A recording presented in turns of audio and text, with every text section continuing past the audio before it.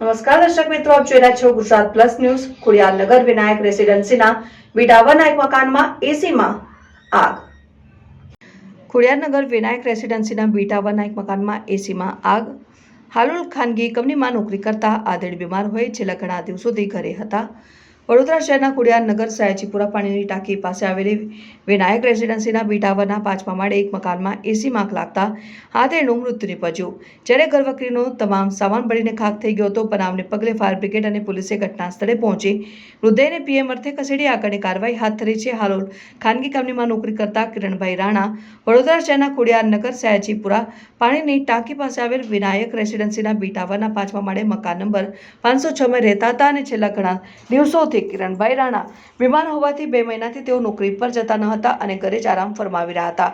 તેવામાં શનિવારે તેમના મકાનમાં રહેલા એસીમાં શોર્ટ સર્કિટ થતા આગ ભભૂકી ઉઠી હતી। આગ વિકરાળ સ્વરૂપ ધારણ કરતા સમગ્ર ઘરમાં આગ ફેલાઈ ગઈ, જેના કારણે કિરણભાઈ રાણા ગંભીર રીતે દાઝી ગયા હતા અને મકાનમાંથી ધુમાડાના ગોટે ગોટા નીકળતા જોઈને સ્થાનિક લોકો દ્વારા ફાયર બ્રિગેડને જાણ કરવામાં આવી। ફાયર બ્રિગેડના જવાનો ઘટના સ્થળે પહોંચતા કિરણભાઈ રાણાનો સળગી ગયેલી હાલતમાં મૃતદેહ જોવા મળ્યો હતો।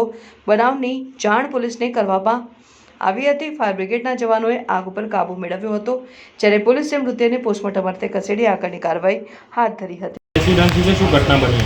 વિનાયક રેસિડેન્સી છે, બી ટાવર 506 નંબરમાં આગ લાગેલ છે। શું ઘટના બની હતી, તમને કઈ રીતે જાણ કરી અને કોણે કોલ કર્યો?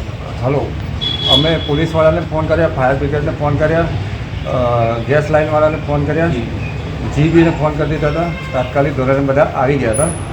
કોણ રહેતું હતું અને શું ઘટના બની હતી? એમાં હેતલબેન અને એમના મિસ્ટરનું નામ તો મને ખબર નથી, પણ કિરણભાઈ રાણા શું થયું એમનું ડેથ? એમનું ડેથ થઈ ગયું છે। જે આ ઘટના બની કયા વિસ્તારમાં બની હતી? કેટલા વાગ્યાનો બનાવો છે?